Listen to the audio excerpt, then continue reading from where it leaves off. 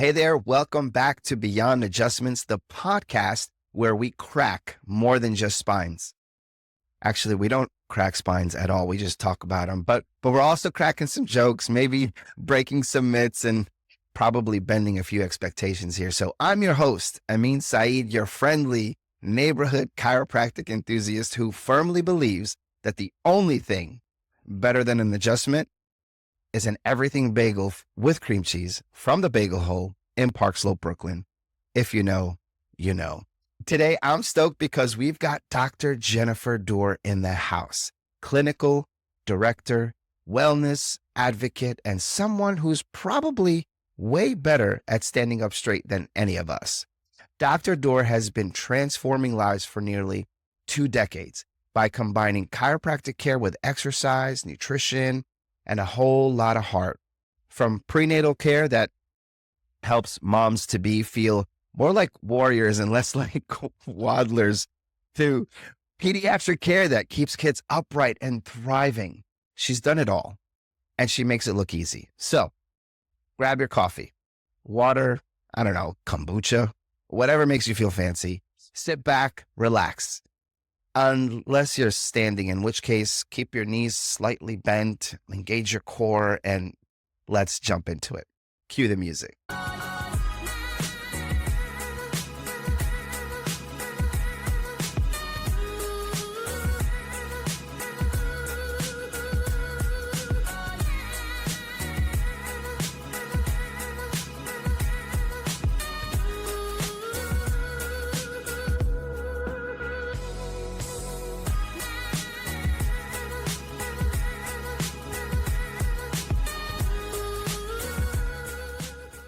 Dr. Jen, welcome to Beyond Adjustments. So excited that you are joining me here today. Thank you so much for being here. Thank you for having me. I really appreciate this. I think this is a great discussion that we're going to have. Absolutely. I agree. I'm so excited. I'm just going to jump right in here. I want to get into a little bit of your background, kind of why you do what you do. And so first question, I guess, that pops into my head is, so before you even discovered chiropractic care was even a thing, what really sparked that health and wellness, passion inside of you that made you jump into the career that you're in today? In high school, I actually was I was an athlete. So I Okay. played a ton of soccer. I did played for club as well as high school. So I did that and I tore my ACL flat out. Like it was completely torn. Had to have reconstructive surgery when I was a sophomore in high school. I wobbled around in crutches and, throughout that time, my mom was seeing a chiropractor. So I was getting adjusted during that time. I felt relief with that. The surgery I recovered from was running, going back to actually starting to play soccer again, which is a long recovery back then because I'm old now. And it's still a decent recovery now. It is a pretty intensive surgery. But throughout my career of learning how to just exercise, eat well, and talk to my chiropractor about it, I started to get more interested in that type of science. I was always a science nerd, so that was my focus. I thought I was going to be a geneticist, and that really just turned because I like people and I don't like being in labs. And when you start to go to college and all you're doing is lab work in science classes, that's your extra class, you realize speakers are not people. So I really wanted to do something more transformative with people. So as I started to talk to my chiropractor, as well as take other classes about medicine and drugs, and realized that I didn't want to do medication. I wanted to find a more natural way. I liked nutrition. I was a big exercise person. I exercised. I was in the gym starting in middle school. My dad started bringing me to the gym to work out and funnel my energy that way. And I found that I was mentally more clear when I worked out. Yeah. And I just felt like overall a healthier human being. And really with that, I found chiropractic. I interned for my chiropractor and I started to see more miracles that I could really everyday miracles and things that people really enjoyed about chiropractic more than just back pain. And so that's where it took off. And then I went to Palmer down in Florida and finished my Nice. career down, my degree there. Yeah. Yeah. Familiar with Palmer. A lot of chiropractors head that way. Yeah. Yeah. All right, cool. So, okay. So you did the exercise thing from a young kid. You said middle school, right? Wow. Yeah. Yeah. That's funny because I was actually discouraged to like hit the gym in middle school. Um, I don't remember why. I did do gym and things like that. I was a gymnast actually in high school. Wow. That's Um, awesome. yeah, I'm gonna do a backflip later in the show, but no, I'm not. No, I want to live to see tomorrow. But yeah, so you did the exercise thing. Kind of cool to hear how early this started for you. You ended up, you said, so before you hit Palmer, you were at where? You were at Rutgers, right? Yeah. Rutgers, where my degree is in exercise science. Okay. So that would be the degree before a lot. Now they do 5 to 6 year physical therapy degrees. So my Okay. undergrad is basically formatted in physical therapy, Okay. kinesiology, Right. and the science behind that, and also the psychology behind it too, Okay. being an Okay. athlete. Makes sense. Makes sense. By the way, I hate that I'm going to admit this to the public, but I actually went to Rutgers. But the reason why, so I went for 3 weeks. Oh no. Yeah. I've pretty much failed my way through high school. I was a terrible high school student. I ended up doing high school in like 2 years, night school, you name it, to make up for all the bad decisions. I did community college, but in community college, I picked my big boy pants up and did the right thing and got into Rutgers. You'd think, all right, he's whoo. No, 3 weeks in, man, I drop out like an idiot. And I'm like, I don't, anyway, I did fix that, a few years back. I ended up going back to school and whatnot, but Rutgers was awesome. I used to love going to the trucks and having a fat night and all those amazing sandwiches and whatnot. So Yeah, the trucks are gone. no. Yeah, the trucks are gone. They now open that is now like a whole green space and field for students to like watch movies and stuff like that. They took the trucks. Most of the trucks now are on College Ave in the businesses that they always were. Yeah.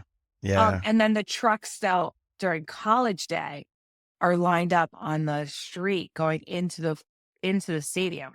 Yeah. Well, at least they didn't like go away, go away. They didn't But go you're away, saying go that away. that spot is now okay, repurposed. Yeah, All right. All right. That's repurposed. not as sad. I almost cried a little there. I know they're the unhealthiest sandwiches you could ever eat, but It's but definitely a heart attack sandwich. oh, 100%. 100%. Yeah. But so good. Oh, So okay. So let me just shift a little bit here. You spent quite a long time, 20 years, if not more, building a career that really blends what you've learned, right, from your physical therapy experience in Rutgers and, going to Palmer, right? So you have your adjustments, you have the exercise in your background, you have the nutrition. Like how has this kind of, I would say holistic, because you're like, I don't like the medicine, which I love that, but how would you say this holistic approach really evolved over the years? I'd say it's not just it's who you interact with and how you see they respond to more of a holistic approach so that they're able to be capable human beings. They take care of themselves, right? If they, and a lot of people don't like to exercise, but once you get to really enjoy it, if you exercise and eat right, you just overall feel better. And to Hmm. be honest, I'll tell you the older population, I don't take care of a lot of patients in their golden years. I do take care of some, and most of them are very physically fit, active, and they don't take a lot of medication. It might Hmm. not be like a major side effect that we see, but the patients that I see that are on lots of medication, I have to tell you, cognitively, I see a difference.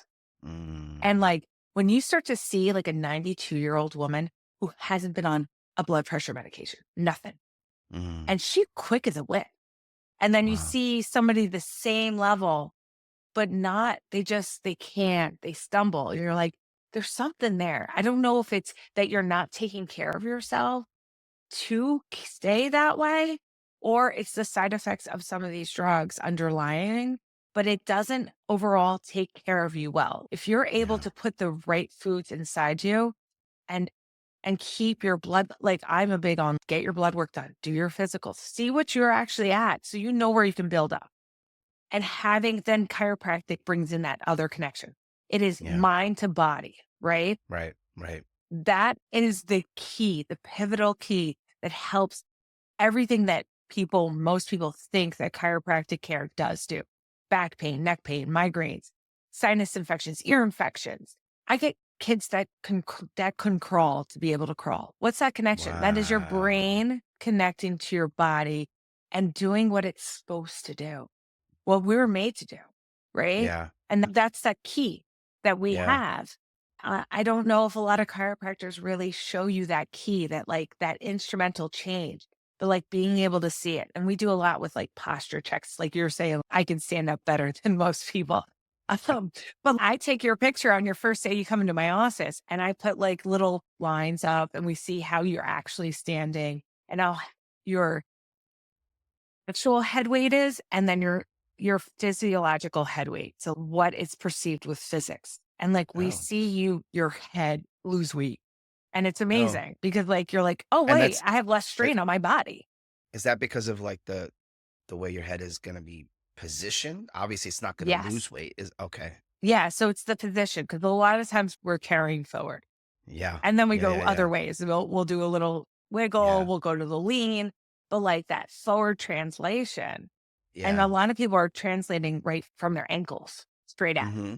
And Mm-hmm. as you start doing that, of course you got neck pain, back pain, low back pain. Your Yeah. head's literally not screwed on right.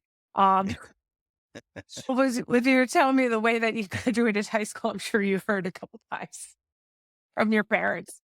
Yeah. Uh, Couple times. Couple times. In another language too, at yeah. that. Yeah. Yeah. Yeah. It sounds better that way though. It does. It does. It's Yes. very eloquent. Yeah. Yeah. Oh But man. yeah, so we get that brain to body connection. And when you start to really see those little miracles, you're like, yeah, I'm doing good things. Yeah. Love that. Okay. So I have these challenge questions that I Mhm. ask all my chiropractors. And sometimes they're going to be hard for you to answer, but I want you to do your best. If you had to pinpoint one life experience that solidified your decision to become a chiropractor, what would that be? So it would be working in a chiropractor's office. And it was actually a little kid with ear infections, chronic Mm, ear infections, and he was about to get tubes in his ears. And this was like the last resort. This was mm, it. And the thing about tubes, honestly, it's not that crazy to get done, but it's seeing your kid go under anesthesia. As a mom, like seeing your kid lifeless is probably the most terrifying thing. yeah. And like you never know what's going to happen, right? Yes. So the little boy started having care. He was like 4 years old and having ear infections, started running and playing and also hearing a little bit better. And it was just like, Wow. this is just adjustments. No, it's not just adjustment. It Yeah. is, but it's the beauty of connecting that body. And it's Yeah. a simple upper cervical adjustment for a little kid. And it Yeah. does so much. And then you could see how much that helped the mom, the dad. And Yeah. you think about the family unit just Hmm. being happier and not worried about, oh, they're getting another cold. We know this is going to happen. We know they're going to be Yeah. in extreme pain Yeah. with fevers. And we stopped that loop. He stopped that loop, the chiropractor Right. with his hands, not a Right. drug. And it was Right. just like, oh That's my insane. gosh, this is Yeah. insane. This is something we Yeah. can do. Yeah. Yeah. Yeah. My sister, she's 9 years younger than me. So growing up, I remember a lot of her childhood, and she actually had some like ton of ear infections, all that fun stuff. She had to have tubes actually put in. I remember my mom, but yeah. Anyway, so I get that. I get that, and the fact that there was a solution outside of surgery or even tubes is phenomenal. I think about that. Like, if I actually knew about chiropractic care back in the day, how my life would be completely different. You said it's tough seeing your kid lifeless. I've experienced that. Dr. Jen. Like my first daughter, Emily, who's actually in heaven right now, born with trisomy 13. So she was probed and prodded and I think back, I'm like, I wonder if, yes, she, still might have, she'll still have that, genetic disorder, but I wonder Yeah. if she was introduced to that chiropractic care, if anything would be different today, right? You think about these things. So this is Yeah. kind of why I'm doing what I'm doing. Yeah. Because I want people to just wake up, because it's not, medicine is not the answer, at least not all the time. We can, like you said, you get the body, or I don't know if you said it this way, but this is how I heard it. You get the body to a place where it essentially does its job. You're getting it in its optimal position for it to do what it's designed to do by God. So, but yeah, Yeah. anyway, And I have to say, just to jump on this just a little bit more, because I have one other yeah, great story while in yeah, I love it. practice. It's really, and I'm a big proponent for kids getting adjusted. And I know that's Mm, like a big thing. Your kids get adjusted, but a lot of people are really worried. They're worried about mhm, cracking backs. And honestly, mhm. we don't crack backs. And I don't crack, you don't hear a pop or a crack when I'm adjusting a little kid. But I treat a lot of kids with CP or cerebral palsy type conditions. And I'm seeing them like before they can crawl. And I Yeah, had this one little girl, and yeah. she was almost like she would look up past you. She wouldn't Oh, even, she wasn't crawling. Her one side of her body is really stiff. You try to bring her in like a quadruped position, which is like hands and knees, which all little kids are supposed to be able to do. And she'd fall right out of it. She'd literally just and go down. And I work with PTs and OTs that treat these children to care for them. And I started adjusting her. And then one day she smiled for the first time aw. ever. You're gonna make me cry. Stop And it. I was like, holy, I turned on, That's her lights turned on. crazy. And I was That's like, crazy. that was like one of those things. I was like, was like so excited. I was like to the parents, I was like, did you see that? Yeah, yeah, that's amazing. Oh man, I love that So so that was much. one of those moments where you're like, yeah, I'm doing good work. Yeah, you are. You're doing amazing work, Dr. Jen. I love what you guys do. Honestly, you mentioned cerebral palsy. I had Dr. Sean from Simi Valley on the show in December, or was it November? Um, and his son, Trevor, has CP. And he told his story, which blew my mind. And it was also upper cervical, all the stuff you do. But like when he was a child, he used to hold his bottle like this. I think it was his left side, I can't remember, but one of his hands were balled up, Mhm. and then he would just do this to his bottle. I don't know if you could see that on Yes, camera. I can. But Yeah. but after his adjustment, I want to say it was after his first adjustment. I don't know. I'm not 100%, but in the car ride home, he was holding the bottle with the hand that was balled up in one hand. Yeah. I mean, if that's not a miracle, you tell me what is, because that blew my mind. So, those stories are always popping up, and I love that, because and people don't hear about them. They're just like literally thrown in the background. And the fact that we even discovered this is also really cool, right? Because somebody even took the time to say, okay, well, let's investigate. Now that we're here, I mean, look at the things that we can do, or that you can do with your hands. It's amazing. Amazing. All right. I'm going to transition a little bit here. We're going to talk a little bit about your techniques, some of the services you specialize in, and name of your practice, Garden State Spinal Care, right? Yes. Yes. Okay. Okay. So I was reading up on your website, Webster Technique, active release technique, I'm sure there's like a bazillion more that I don't know about, but how do you determine kind of the mix of treatments, especially because you treat children? You can't, take some big gut guy like me to, go, you got to figure out other solutions and techniques. How do you determine what the right mix of treatments are for your patients, young and old?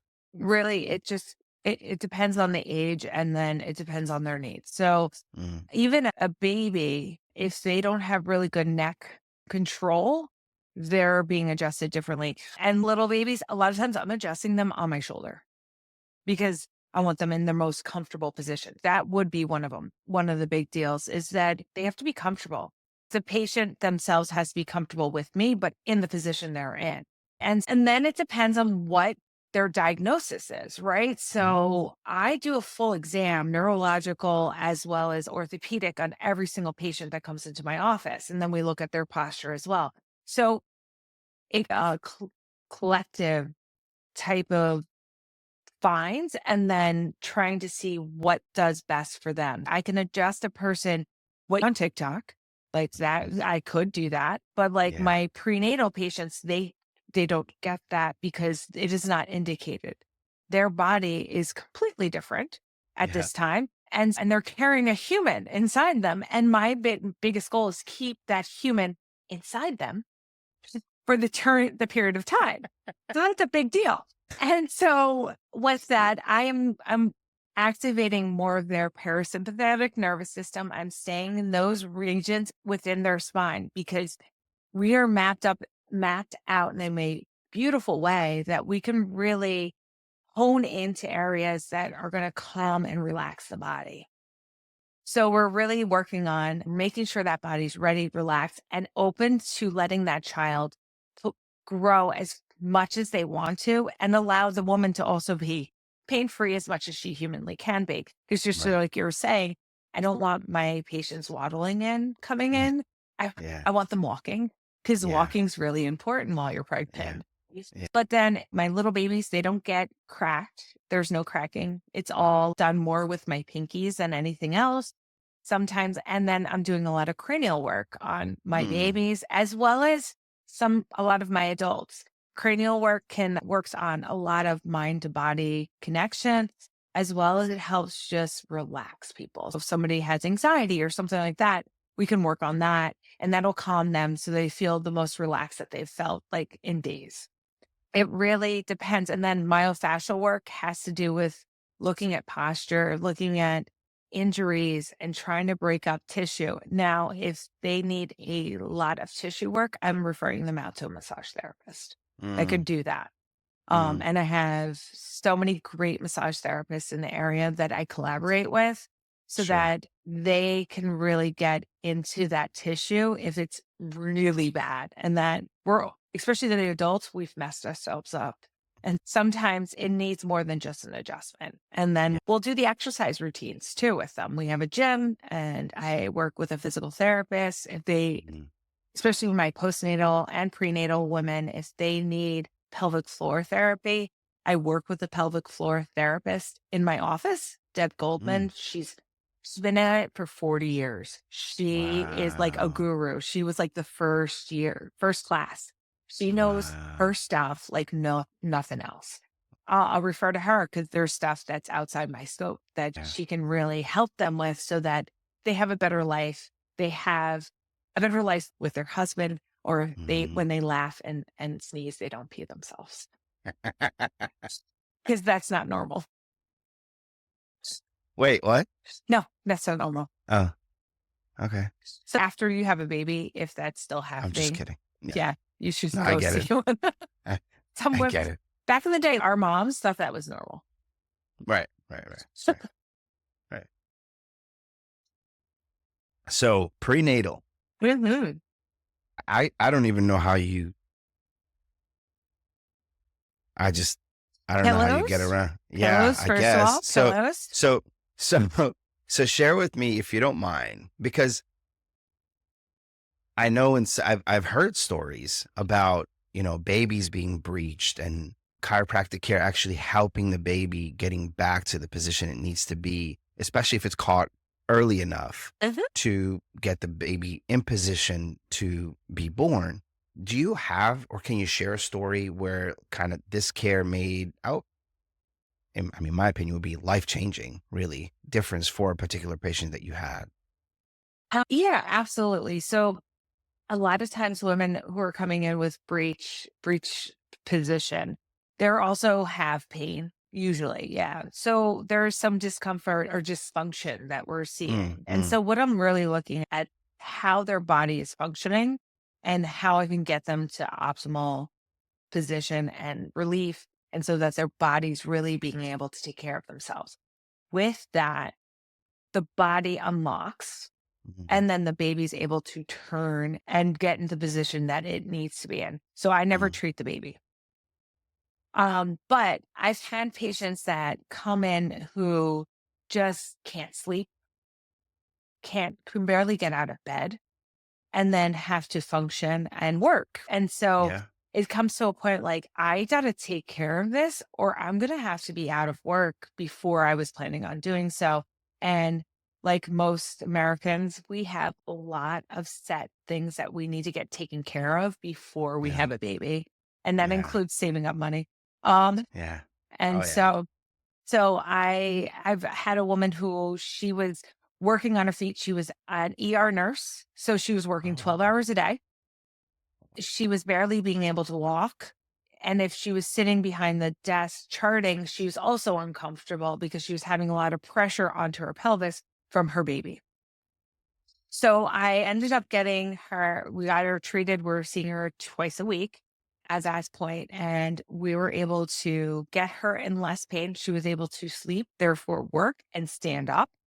We also gave her tools to take care of herself. Most nurses do wear compression socks because they know they work, but we made sure she was wearing those, had better orthotics, better support in her feet. She was able to stand up correctly. Then the adjustments and working on exercise routines for her to get herself loosened up and ready for that day. Because mhm. obviously, I'm not seeing her on the day that she's working 12 hours. I'm Right. seeing her in between. Right. So I'm helping her get ready for it. And then I'm helping her recover from those days. Mhm. And then through that, she woke up one night in the middle of the night and was like, oh my gosh, my baby turned. Because usually babies turn in the middle Wow. of the night. And Okay. when it happens, you feel it, what happened. Because it's not like just a little like this. It's like, it's a Wow. lot of movement and there's not a lot of space in there. Um, Kinda like after so I eat Chinese food. Is that the same feeling? yeah, but you're not hungry again in Mm, like 20 minutes. that's Yeah. true. Yeah. It's true. Yes. Um, but Sorry. I know they're bad. They're so bad, but they're in me. They come out. I'm sorry. Anyway, go ahead. Go ahead. it's all right. I have one of those that lives in my house too. All right. So you're used to it. Cool, Yeah. cool, cool. But yeah, and then being able to have that baby head down, it leads to its own other discomforts, like having to pee all the time. Mm, But actually, sacral adjustments help lift a couple muscular parts of our pelvic floor and will help us sleep longer throughout the night without having to pee. So there's a okay. lot of really cool studies that have been proven that connects the adjustments, especially the sacral adjustments, to a lot of the things that I just spoke about, which is Mm, the most important thing. Is I don't even just preach these words, there's science behind it. yeah. So a couple of things, you sparked some thoughts in my mind with some things that you said. So I love that you collaborate with, other professions, physical therapists, massage therapists, and so on. I mean, you do see common, interaction between chiropractic and massage therapy. But I love when I see chiropractors like yourself will say, there are things that are out of scope. There are things that, I can't help you with instead of just taking on a patient. To me, that's like borderline malpractice when a chiropractor says, yeah, come on in, I'll help you out. And then they're just coming in for routines, hoping that something will change. But the fact that you see when something is out of your arena and you need a supplement, you need something outside of what chiropractic care offers. I really do love that because you're providing your patients the best care possible that they need for their body. So we talked about prenatal, we talked about the different services that you offer, and we also touched on the fact that you collaborate with other professions like physical therapists and massage therapists and so on. So I'm sure a lot of people walk in through your door, walk out healed or walk out with a solution and so on. So I love that, Dr. Jen, really I do. But I do have one question about the younger kiddos that you deal with? 'Cause my kids get adjusted. My kids have scoliosis. My audience knows I talk about them all the time. Actually, I'm going to be interviewing them soon. Can't wait to do that. But so when you talk about the kiddos, you know, babies and young children, these are the kind of stories I love hearing because we have our own miracle story in our house. But what's been one of your most memorable experiences working with your young patients? I think a lot of times chiropractors really, or people who aren't chiropractors think about chiropractors and think musculoskeletal. It's really cool when we can see the immune system starting to respond.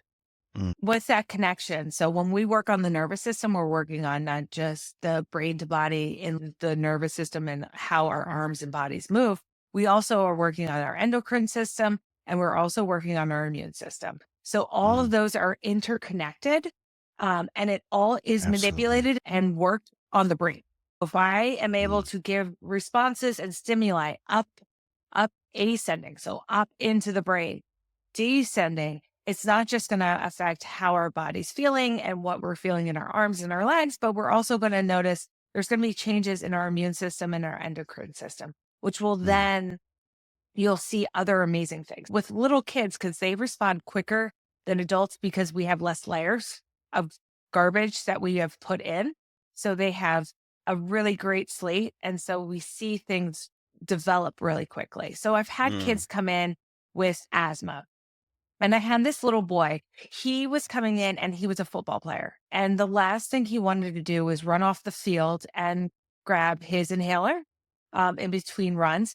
And he was an exceptional football player. And this was really just detrimental to him mentally, physically, and his courage, like his entire Sure, ego, right? Especially we're sure, talking about like sure. a seventh grader.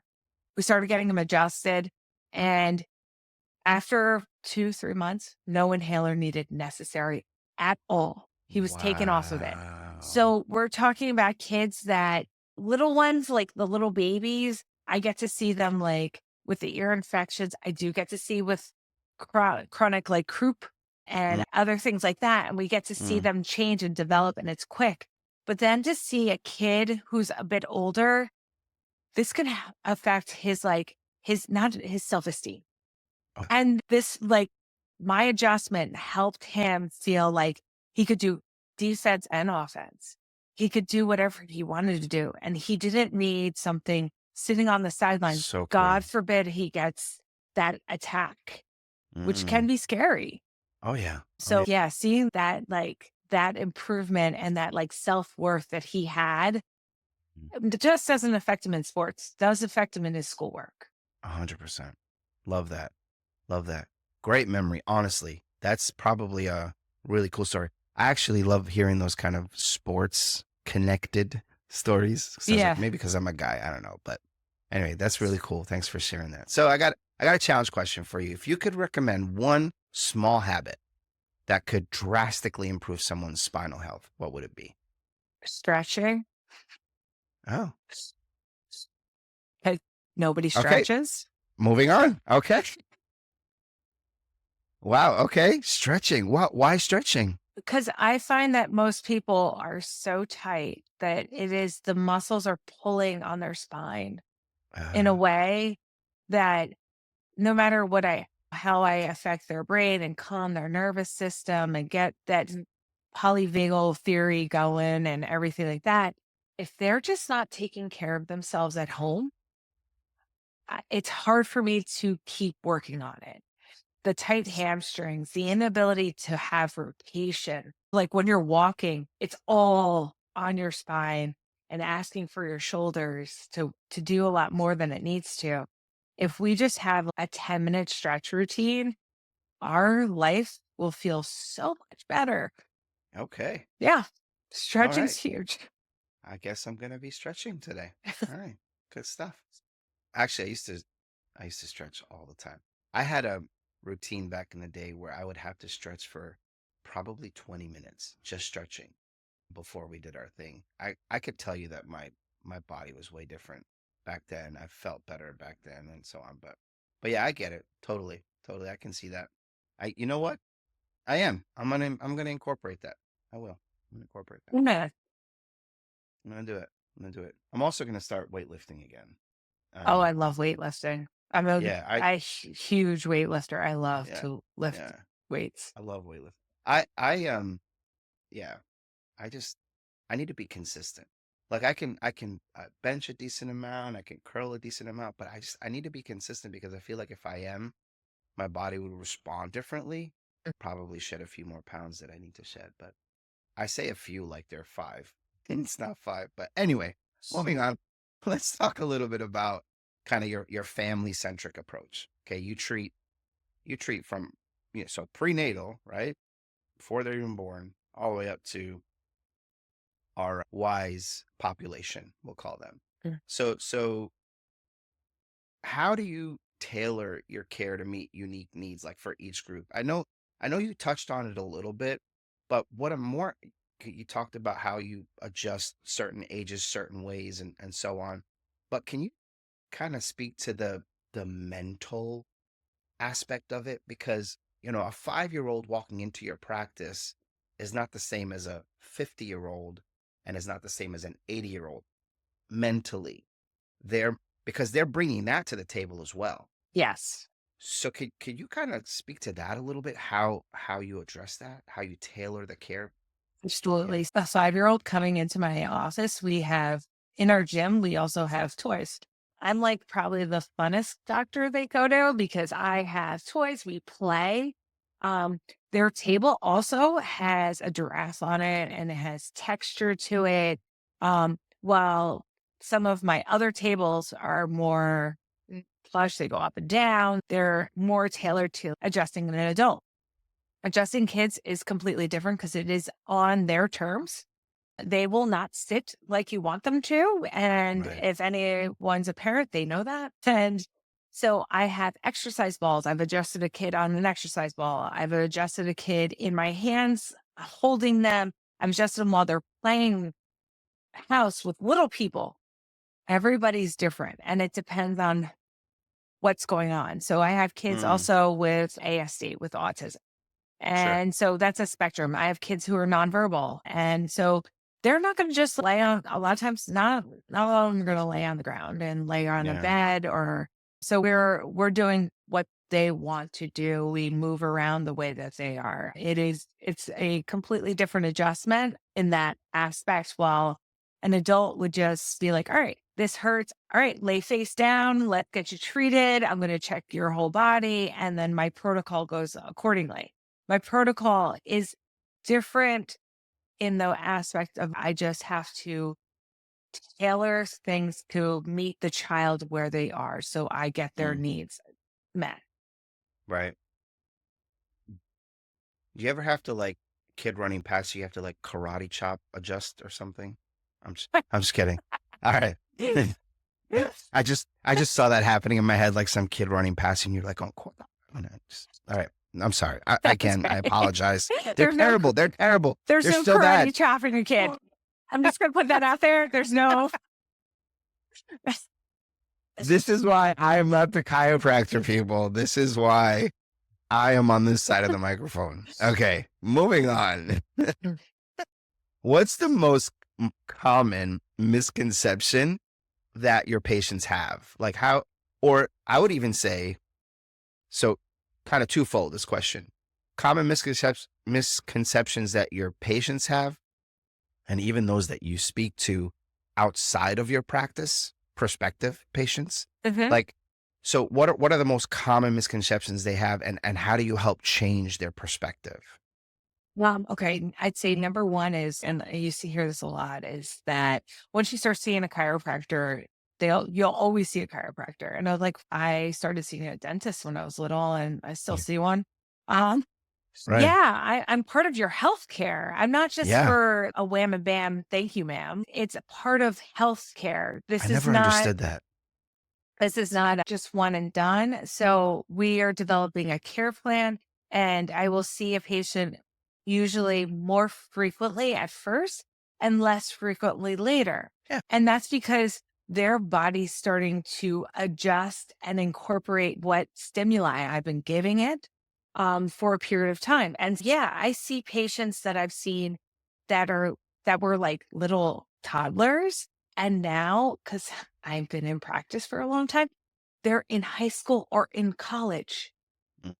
Because yeah, that's how long it happens. Or Mm-hmm. we were talking to somebody because I also own my business. So we're talking about Google AI and getting things. So when people have questions, they're actually getting them answered quicker. Right. And the person was like, so do you see patients for one condition and that's it? I was like, no, they'll come in, hey, doc, this happened. So it's like having that education and that understanding that I'm part of this development of a long-term healthcare plan and actually be healthcare, not being, we're talking about wellness. We're not talking about you being sick and then you just seeing me for a pill because that's not me. Mm.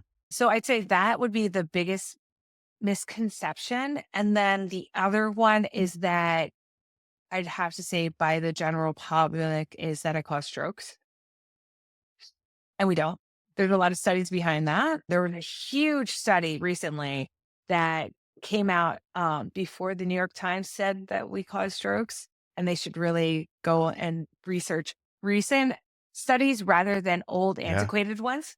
But it actually took this huge meta analysis, which is like when it comes to research, this is like the top tier. And it went through all Medicare patients. Medicare patients, just because they're older, are more likely to have stroke. And they went and they divvied it up to Medicare patients that were actually not having chiropractic care and ones that were. Do you know the ones that were not having chiropractic care had a higher propensity of having stroke?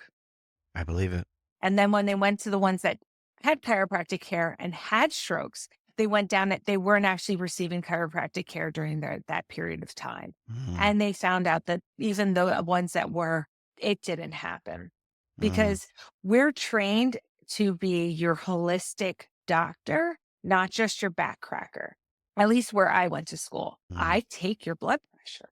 I see how cognitively you're acting. I check your pupils. And look, Mm. and guess what? I touch you, which a lot of doctors don't do. So we're Mm. seeing and taking all that information in to see how we treat every different patient. And if Yeah. something's going awry, you're not staying in my office. There's something that Yeah. needs to be done. Just like we're saying, Yeah. refer out. You have to know when something is necessary for the patient for their overall health, because that's what our Mm. goal is. One of the misconceptions you talked about was where they say, okay, once you see a chiropractor, you're always seeing a chiropractor. Like, okay, so you get sick and you go to your, pediatrician or your general medicine doctor. And it's like, you're always seeing your doctor. Like you're always, like you said, I saw a dentist when I was a kid, still seeing my dentist and so on. I don't understand that concept where it's like, okay, yeah, you're going to always see your chiropractor. Yeah. Because you always want to stay healthy and have your body in its most optimal state so that you can kind of take on the world. You know what I mean? Like this, it's that mindset just never really that didn't make sense to me. I was part of the group of people that thought chiropractic care paralyzed you. Just FYI. I did, honestly, I really did believe that, but I know that's a misconception as well, but Yeah. I have patients who are like, so I know you adjust me in my neck and make me feel good, but could you also adjust me and purposely make me feel bad? I was like, actually, they don't teach us that. So yeah, no, yeah, yes, I could. Yeah. no, not like that. I'm not, I forgot who's the karate guy that used to always go, Oh, Van Damme. yes, I'm saying Yeah, I would never thought that. yeah, yeah, yeah. Yeah. Knock me out, please. Yeah. All right. So let me ask you this. What does it mean to you to be part of your patients' journeys, young and old? That's the heart part. That's the part that I don't mean hard, like heart. I truly care about my patients. I really want them to achieve their goals. So we really talk about goal oriented care at times to make sure we're getting something that we want. I have a patient who's just about to start training for a half marathon. So our goal is to make sure he gets his half marathon. He does better than his last half marathon, and his knees don't start bothering him in the middle of his training. Those are some really good goals. I like that we're like focused on something that's going to make us feel better. Or I want a kid who has a lot of behavioral or distractive behaviors in school and calming their nervous system so that they're not, their entire life and their family's life is actually calmer. Mm. Every Yeah. day is not a prime time. We all love Mm. our families and love our units, but if everything is just a little bit more on the same level and we're on the same level, I feel like that bond, that joy that we get, Yeah. I feel that. That's what I get out of it. I care a ton. And I love sometimes that. my own detriment, it's hard sometimes. You I get hear that. a lot of stories and I feel for my patients. I truly do. And I want to see them do better and get what they want and what they deserve. Great answer. Dr. Jen, like, first of all, from the first conversation that you and I had, for those of you that don't know, I do meet with the chiropractors prior to our recording sessions. I saw that. I honestly saw your heart just from the initial conversation that you had. So I love that you are not just in it to, for business reasons. I've met with people that are in it for just business, unfortunately. And you can tell by their answers. You could tell by the way they respond to you. Everything is matter of fact. Now, I'm not saying those people aren't making a difference, because they are, right? They're still applying the same techniques and so on. But when there's a heart connection, I think that also becomes part of the treatment. Yes. Does that make sense? Like, I Oh, feel yeah. like, so if I go to a chiropractor that doesn't really care about how my day went, or doesn't really care about how I'm feeling when it comes to, the pain, how is the pain affecting my mindset? I've been asked that question. Like, I've been asked questions about, how, so in late 2023, I had some issues, a ton of inflammation in my body, did a treatment with my chiropractor here in Fort Mill. And when we were talking, it wasn't just about, oh, we're going to, get you fixed and here's the plan. It was all connected. He actually cared about, what it was affecting, why it was affecting me. Right. So I think that becomes part of the treatment, Mhm. because my mindset is huge. So I love that your heart is in it the way it is. So Yeah. thank you again. Thank you for what you do, Dr. Jen. You're making a huge difference, honestly. So I got a challenge question for you again. So if you had to give one piece of advice to families considering chiropractic care for the first time, whether it be for their child or for them, what would that piece of advice be? Research your chiropractor. Make sure that Mm, they're actually treating kids.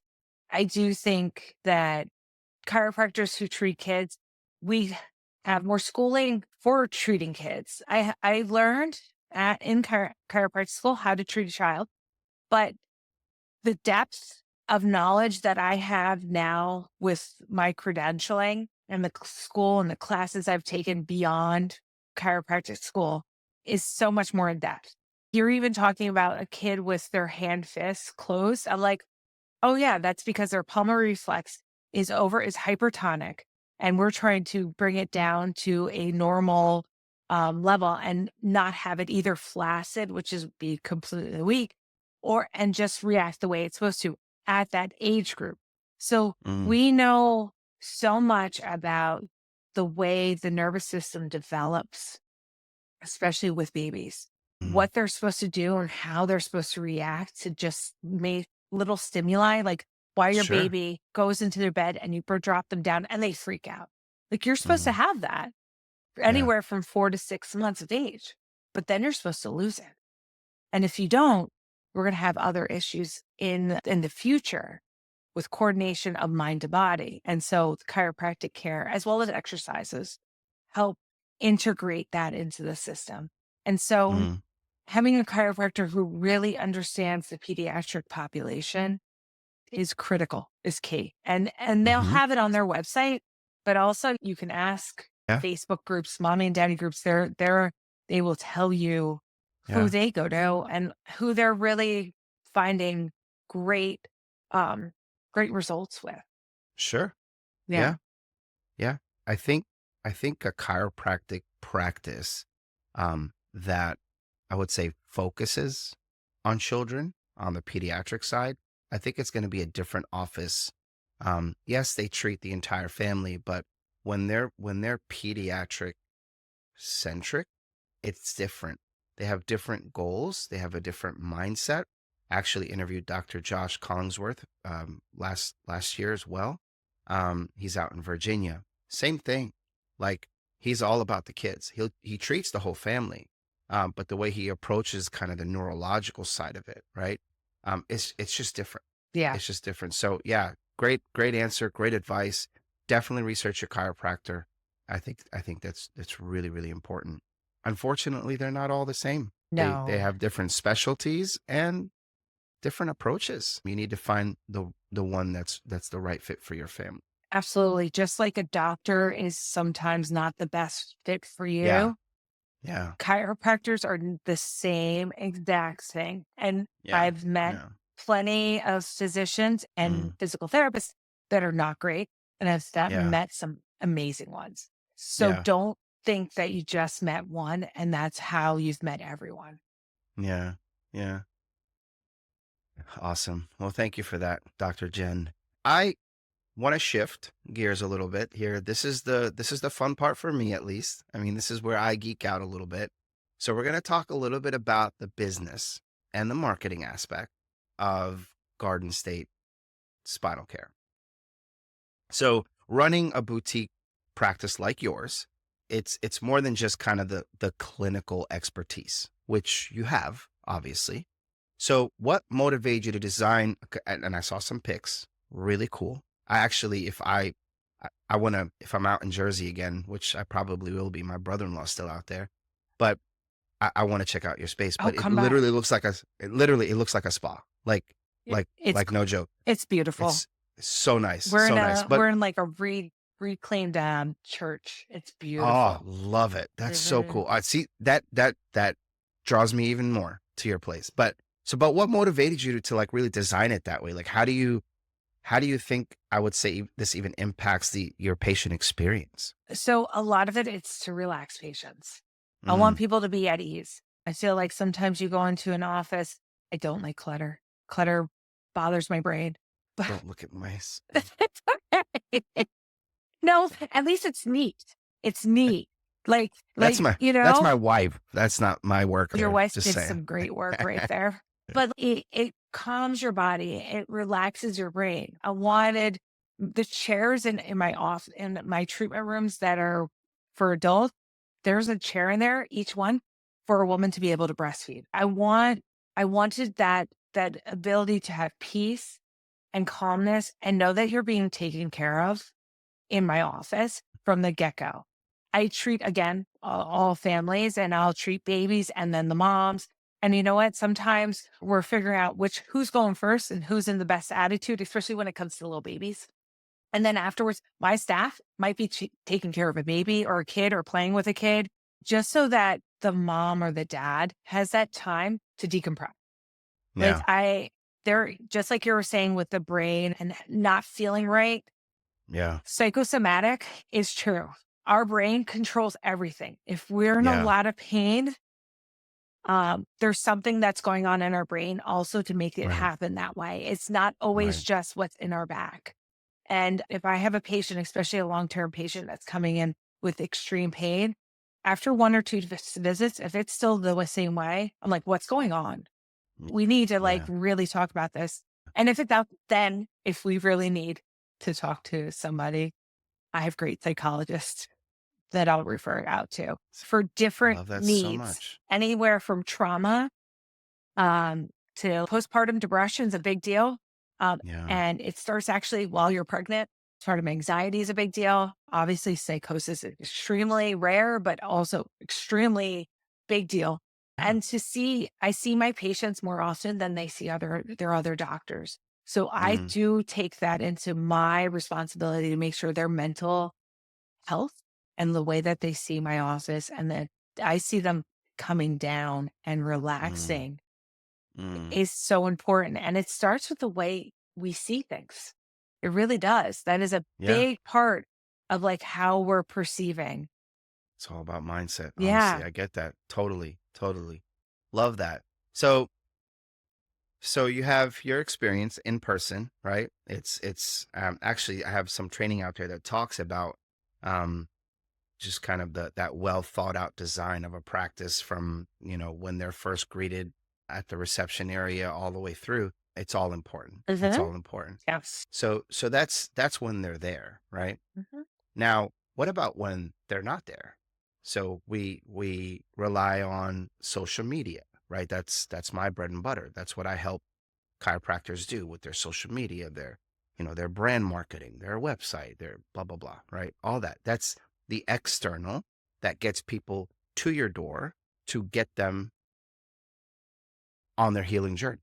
Right. So social media, let's talk about that a little bit, is very powerful. Yeah. It's probably one of the most powerful tools for reaching new patients, sharing educational content, hence why we're on this podcast. Yeah. So how has your presence on any of the platforms like, Instagram, for example, helped you connect with your community specifically? Honestly, it helps me connect with my community and getting, uh, we all want new patients, but Of also course. with other providers. I've found some of the greatest provider connections locally on Instagram because we're both sharing, we're both young, and we're trying to connect with new patients and make sure that they're getting the best knowledge that they can.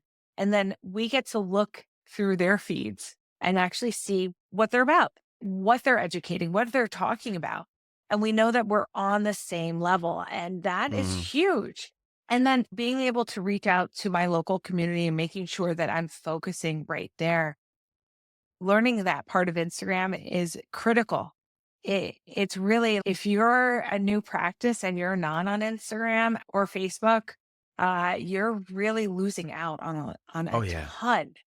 Oh yeah. And then Oh the other yeah. thing is Google, having Google Yeah. reviews.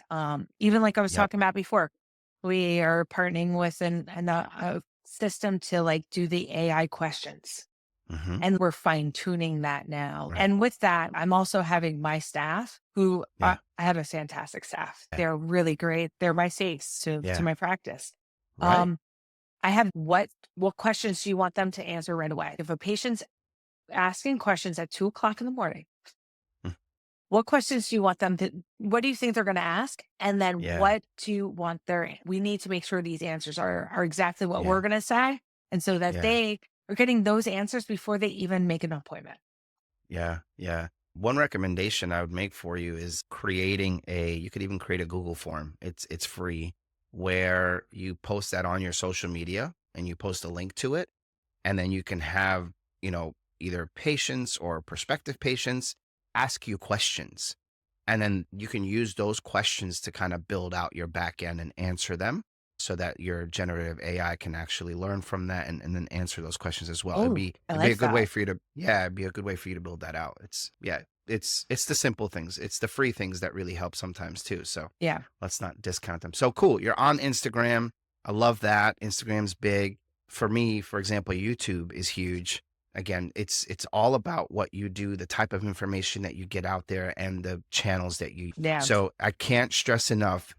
You know, Mr., Mrs., Ms., Miss Chiropractor, cannot stress enough that you need social media in your life for many reasons. Two main ones is getting your prospective patients to come through your door, and then second, to actually educate your community. We actually use YouTube more for patient education and exercise Yeah, routines it's because good. you get a longer format. And we'll cross them through, but a lot of my patients want to see the exercise routine, not just a paper handout. Mm-hmm. They want to actually see it. Of course. And so that's where YouTube's great Yeah, because you have a 100%. little longer period of time where you can really Yeah, educate and yeah, go through routines with them. yeah. Love that. Love that. So balancing a successful practice as yours with, supporting your family. You're a wife, you're a mom, you're a friend, you're a daughter, you're a lot of things. You're a business owner. it's going to come with its challenges, obviously. Yes. So how do you manage the demands of running a business, prioritizing your roles, plural, still ensuring that your patients are getting the right care, still ensuring your business is growing properly, et cetera. There's so many pieces, so many facets. How do you manage all that? Carefully. So I think the biggest thing that I do is wake up early. That is my period of time to be alone, to Mhm. actually work on things for my daughter. So that's my daughter's time, like where I'm like Yeah. setting her up. So she's got her lunch, she's got her vitamins. I worked out, I walked my dog, and then I'm ready to be a mom when she wakes up. Mm, And then also, I have to say, I have a great partner. mm. We balance each other out very well. And he is a very involved father. He has his own full-time job. Some people are like, what does your husband do? I'm like, he has a real job and he helps me out with my business. And he's a Yeah. great dad. He does everything. And without him, I would. That's going on the podcast, FYI. That little thumbs up. I love it. So you're recording this. You want this for yourself? And without him, I don't think I'd be able to do everything that I need to do. We really, as like a team, work on our business. He does help me with some parts of it because honestly, I'm a chiropractor. Being a business owner is got its own issues. Doing all the technology, that's him. Right. He's able to know all that because that's his background. Right. And also being able to know that when we need time, we need our friend time. Like I need my mom's, I need my tribe. And I don't get to do it as much as I think other people would, but that's okay. I consider my business another child. You have to feed it, you have to give it the right energy. And I love that analogy. Yeah, that's good. yeah, and I care deeply for my employees. I really, Mm, I am very I do a very long process of hiring people, but that's for a reason because we want the sure. people who really care about walking in the door and providing great care to people. We are a service industry still. I'm a doctor, but this is the service, and people are choosing to come into our office. And Right. so when they come in, I don't want anybody on their phone or feeling like they're giving them attitude or things like that. Leave all that stuff at the door. That is not Yeah. my problem. That's not their Yeah. problem. Yeah. That's something we deal with at home, and I don't take that stuff to work either. Right. I think being able to Absolutely. compartmentalize, but also being able to know when you need that time. Yeah. Yeah. That's good. How do you manage the marketing aspect? So Instagram videos, I do my own. I can't figure out any other way to get somebody else to do them because I'm a control freak. And I also am really specific on my information, my details. I do have somebody helping me out with my blogs, but I read all of my blogs. Sure. I don't let anything get published without my consent because I think there's a lot of chiropractors that say things that I don't agree with. Mm-hmm. Of Unfortunately, I'm not curing anything. I'm just helping the body. And it's course. really, you really have to be specific on how you're doing that. So there has to be some control over the that part. But I do employ other outside companies to help us with our advertising, our Google Mm-hmm. AdWords, and just trying to hit all those metrics. Mm-hmm. Of And it's changing and developing, right? Just like we're saying, course. Instagram is so much more important than it used to be. And it depends on your demographic of what you're trying to hit. So Yeah. I do more Instagram than I do Facebook because my population's Is the younger younger. people under the age of 40, Right. and that's where they are. Yeah. And YouTube, 100%. they're on YouTube, just like you're Mm-hmm. hitting, but I do some YouTube, but Instagram's my meat and potatoes. Yeah. That's good.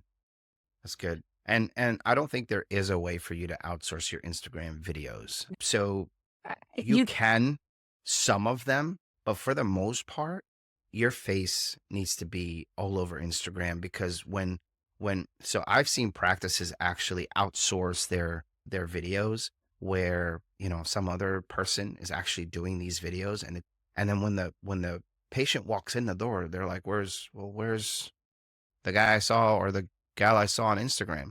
So it doesn't make sense. Even if you write the content, the chiropractor should be the face Yeah. of the content that you put out there. So I think it's big. All right, challenge question for you, Dr. Jen. If you could share one tip with other healthcare professionals in in the chiropractic community specifically for, balancing their work, being there for their family, patient care, of course. What is that one thing that they should keep in the back of their mind? Um, that they need to figure out a good, uh, it's hard to find balance, Mm, but knowing that if you need a little extra time, that it's important. I think I've been in practice for 18 years. I've owned my own wow. practice for 7.5 years. And owning your own practice is just like I said, is like a child. It is hard to let go. It's hard to take off.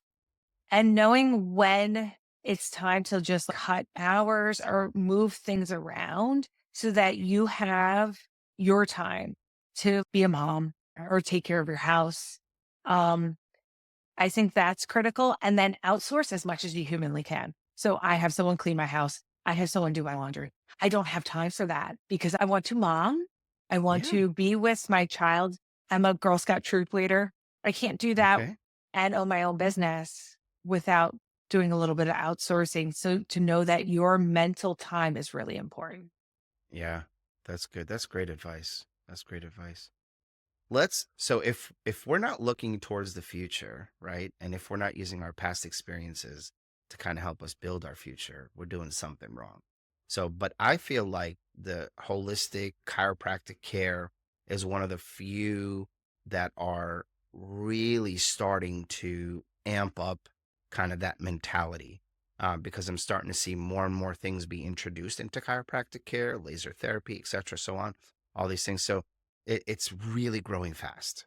Mhm. Do you know of any new advancements, trends, maybe not specifically technology that maybe you're excited about? Maybe it's prenatal, pediatric, whatever. Is there anything that you can think of? It depends on your state. So this is more state oriented. Yeah, sure. So in our state, we have had, when I started practice 18 years ago, when I started in practice, we weren't even allowed to talk about nutrition. Mm, And luckily now we have a great state association. It's one of the most powerful ones in the country actually now. They've wow. built it up and it's doing fantastic stuff for us as chiropractors because unfortunately we have to battle insurance companies and other things a lot. Um, but we can now talk about nutrition. And that is a huge proponent. I don't think it's new, but I do think it's a critical piece to what care we give our patients. Um, our normal doctors don't know a lot about nutrition, and we're taught a lot more in chiropractic school about the physiological changes that happen if we're eating well and what we can do to add to our systems to make our bodies more optimal. I Mhm. have kids on fish oil. We have also protocols for the cold season to Mhm. help people stay healthy. And it's like Mhm. really basic things. Vitamin C, vitamin D, and zinc are huge, but taking them more consistently during Mm, this time. And also yeah. finding research, especially for kids, that is non-drug related that could help them through this cold season because it's really bad up in New Jersey right now. I don't know about Mm, you, but we have flu A, flu B, the stomach virus, rotavirus, strep throat, and just a regular sinus infection. All of them are happening all at the same time, and they're ebbing that's and flowing crazy. right now. And it's if and like my family, we got through most of it already. I'm gonna knock on wood by taking just normal vitamins. And Yeah. then if you feel your flu or cold coming on, this is a new study that just came out, which is really cool. Saline solution up your nose actually does tons of things. Mm, And it's really they did it on for pediatrics because for kids, you can't do a lot for them. But they found that it can decrease the length of your cold by about 2 days. okay. And it helps flush the virus out of your nose, so you're less likely to get the rest of your family sick. Oh, wow. So is it using like that neti pod The thing? neti pot, or for the little kids, it's like there's like this thing called I'm gonna use a name because this is what I know they have the right nozzle. It's called Yeah. Little Remedies.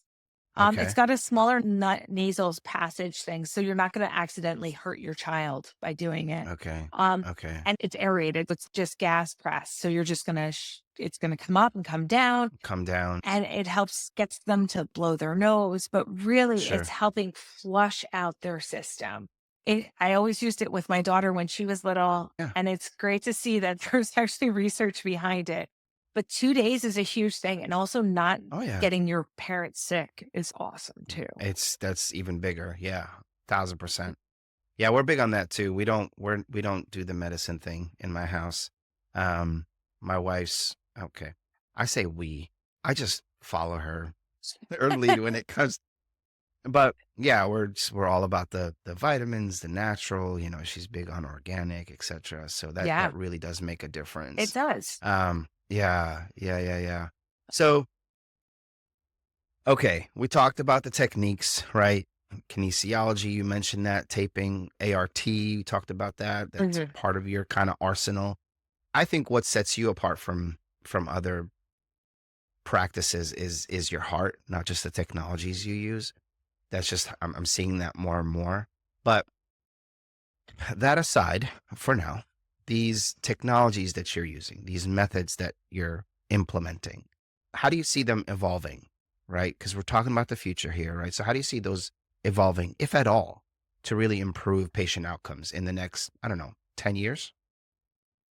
So in the next 10 years, I don't know where our healthcare system's going to be exactly when it comes to insurance. I think there's going to be a lot of things that are going to change. I don't know if it's going to be more of a boutique thing for chiropractors where a lot of insurance and companies might not even cover us anymore. I don't know.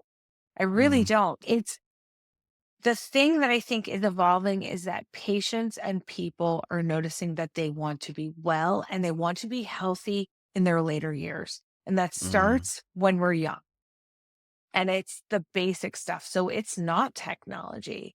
I think it's actually just we're talking about taking care of yourself, knowing that exercise, good nutrition, and then bringing in like a chiropractor into that base level can really help all these horrible chronic underlying diseases that we want to avoid. mm, As we are getting more and more into our aging population, we want to be mentally with it and we want to enjoy our retirement. mm. Um, the things like ART and kinesiotape, what I'm doing is I'm helping the body take care of itself to prevent Yeah, further injuries and hopefully prevent surgeries because we don't yeah, want to recover from those and they're just hard to recover from. If we need a yeah, surgery, we need 100%. it, and that's what we have to do. But Right. if we're just able to open the body and get it in the right position, and that's what we do with taping. It's like natural bracing and getting a body to go into the right range of motion and the right position so then it's able to take care of itself. And I think really it comes down to getting a better body, a better system, and knowing that just because our parents had high blood pressure or IBS or this, that is not our sentence. That's our genetic code that we can Mhm, open up, we can envelop it by what mhm. we're doing. But if we're able to take care of ourselves, and Yeah, that is not technology, that's just yeah, knowing I need more vitamin D. My blood levels told me that. And then I do that, then helps my immune system and helps my mental mood. right. So Percent. it's really these like little things of like actually taking care of ourselves and not letting it get to the end where you're looking at yourself and you're like, I have diabetes, I'm about to lose a limb or something like that. But now I just started eating better. We can't undo everything. Yeah. We have to start when we're younger and we have to start when our kids' ages. Like our kids now, Mhm. I'm telling you, my kid eats better than I ever did. She takes Yeah. vitamins. I didn't take vitamins. I Yeah, I drink know. water. Oliver, I didn't drink water. I Yeah. always joke, like, our kids always have water bottles. Did we ever have Yeah. a water bottle when we were children? We had these dirty water fountains. No. And they don't even allow anybody to drink out of it We had anymore. the quarter drinks that were literally 99% sugar. That's what we drank. Yeah. Yeah, it's crazy. Yeah. Yeah. So I think it's people kid, oh, rabbit food, stuff like that. No, that's real food. The stuff Yeah. in the middle of our grocery store, most of that Yeah. is not real food and it's Yeah. synthetic. But knowing what you have to educate yourself on what, like you're talking about organic food. Yes, organic food's good. But I use this thing with my daughter called the Yuka app, YUKA. You actually can scan any food inside the grocery store and it'll say good, bad, or like middle, and it'll give you a rating and it'll explain to you why.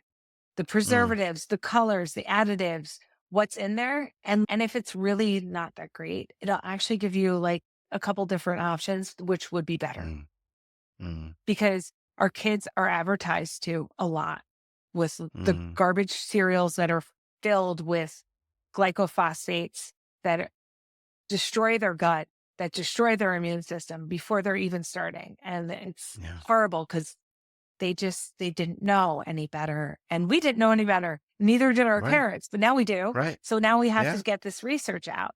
And then I use that Yuka app so that my daughter can show me the Blue's Clues or the Bluey fruit roll up that she wants. That's garbage.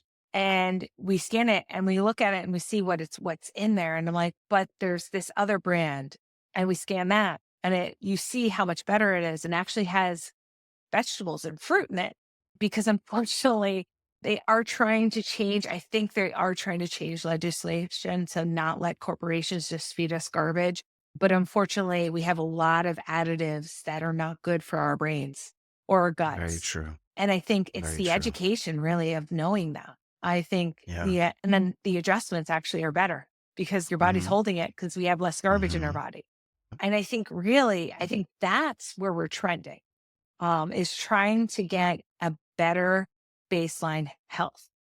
Even our blood labs are being pooled by people that are healthy. It's a lot.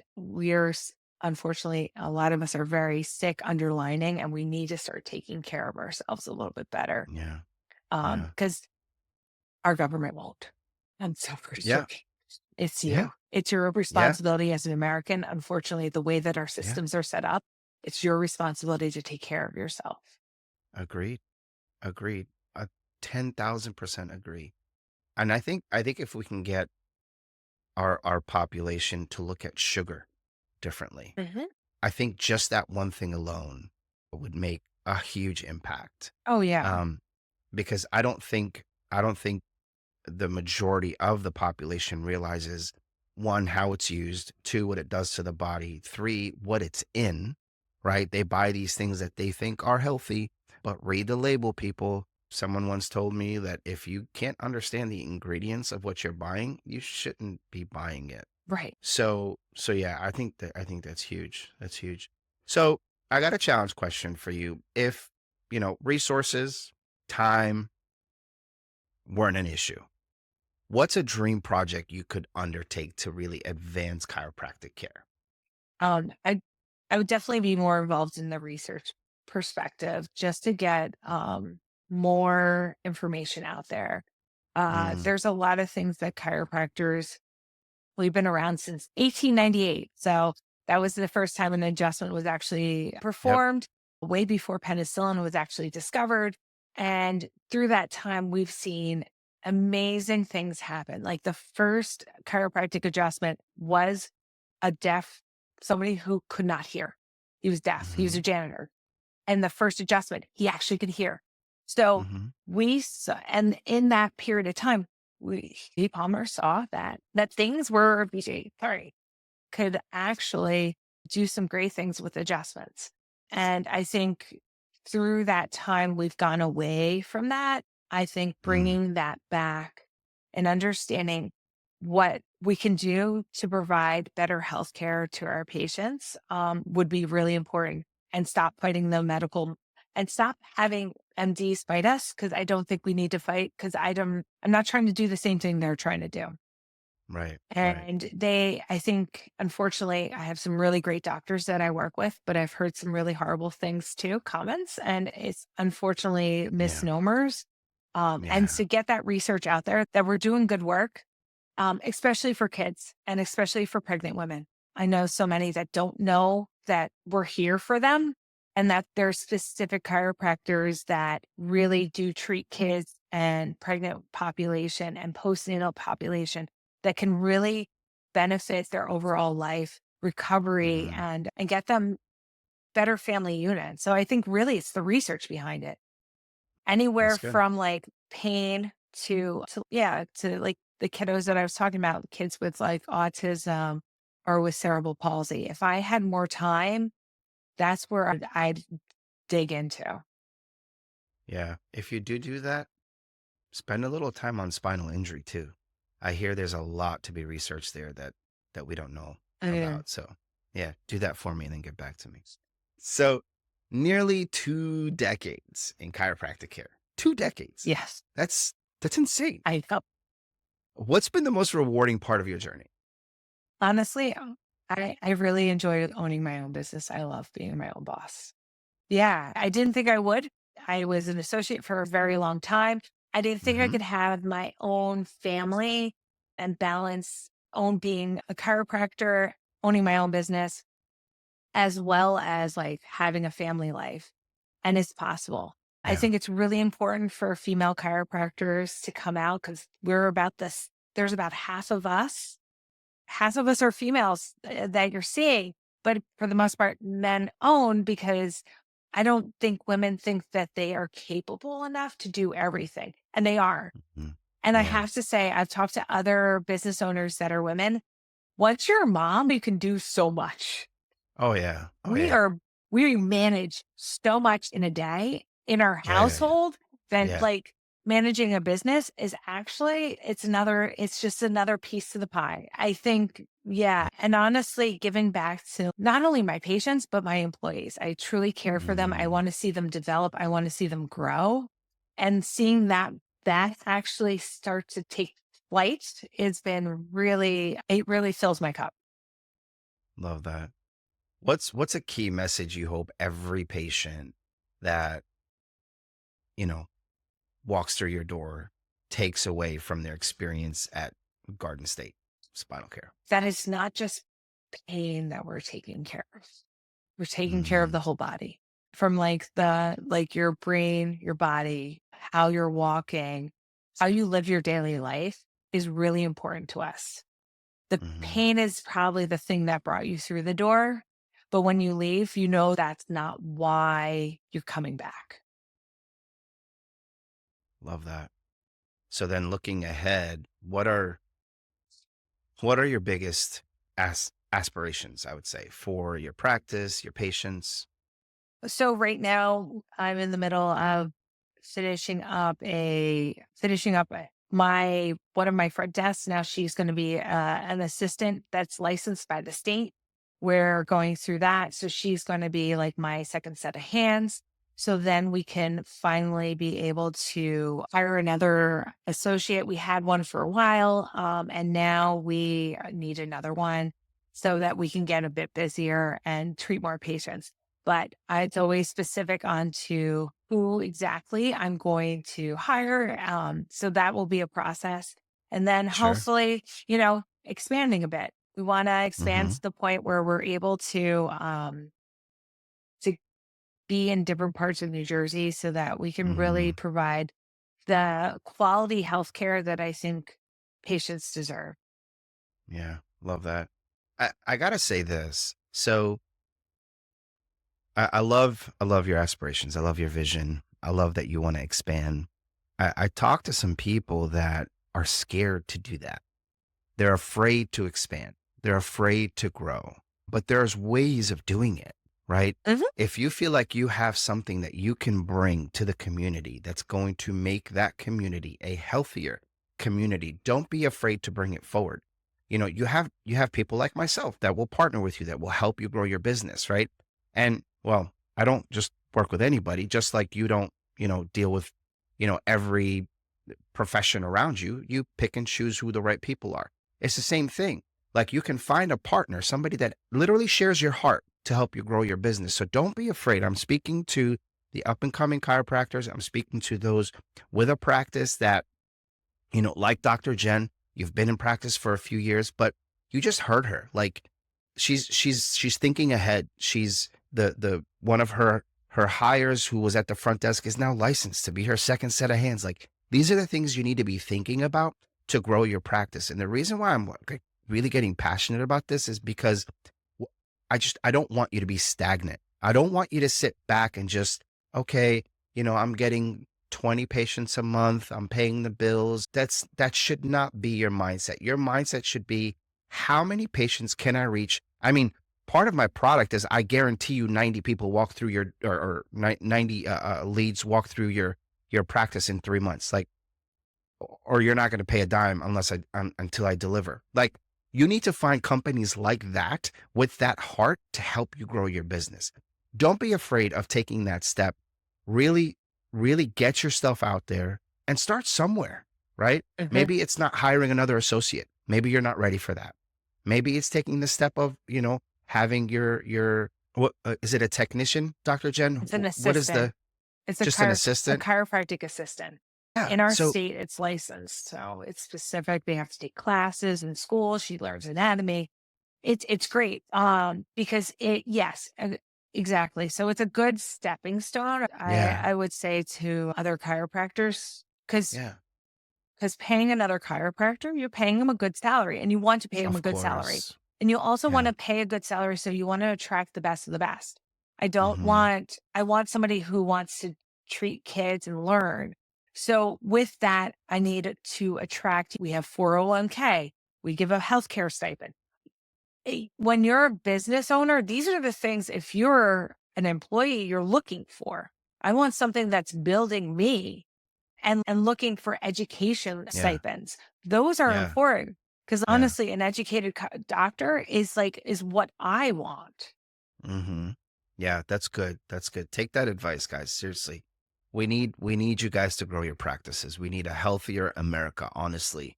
And I think it starts with those that can make the difference, that want to grow themselves, grow their practice, grow their footprint within their community, and not just join another franchise. I'm sorry to say it that way, but really to, maybe there are franchises out there that do allow you to, teach the right things, but I'm just saying it in the sense that don't just look for another cookie cutter situation.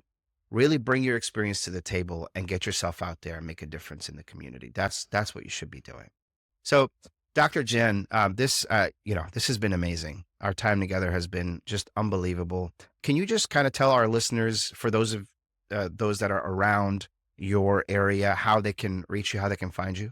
So I'm in Montclair, New Jersey. Our office practice is called Garden State Spinal Care. You can find me on Instagram at GS Spinal, as well as on Facebook, Garden State Spinal Care. And then you could always just give us a phone call or text us. Our phone number is 973-705-7010. Excellent. Excellent. I'll have all that information in the description wherever you're watching or listening to this, guys. So, all right. Challenge question for you.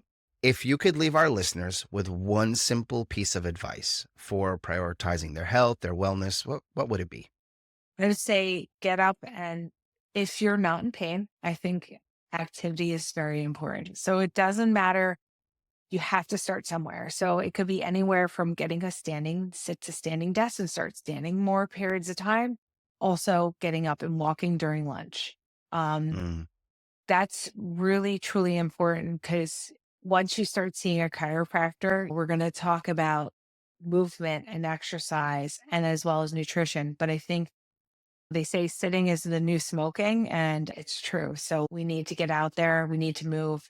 We need to be a good example for the kids below us, and show them that I'm in my 40s and I don't feel like I'm in the 40s that my parents were in. All right, folks, that's another episode of Beyond Adjustments in the books. A huge, huge shout out to Dr. Jen for not only sharing her incredible expertise, but Also reminding us that chiropractic care isn't just about getting your back cracked. It's about living your best, healthiest life. And hey, if you've been slouching during this whole episode, I think I was a little bit too, but I caught myself. Consider this your friendly reminder to sit up straight. If you had a good time with us today, go ahead, hit that subscribe button. It doesn't take much. Leave a review. Tell us what you think, or tell your buddy who claims chiropractic care is just for old people. Well, because we both know they'll need an adjustment soon enough. Until next time, keep smiling, stay aligned, and remember, life is all about balance, especially when it comes to your spine. I'll catch you later. Cue the music.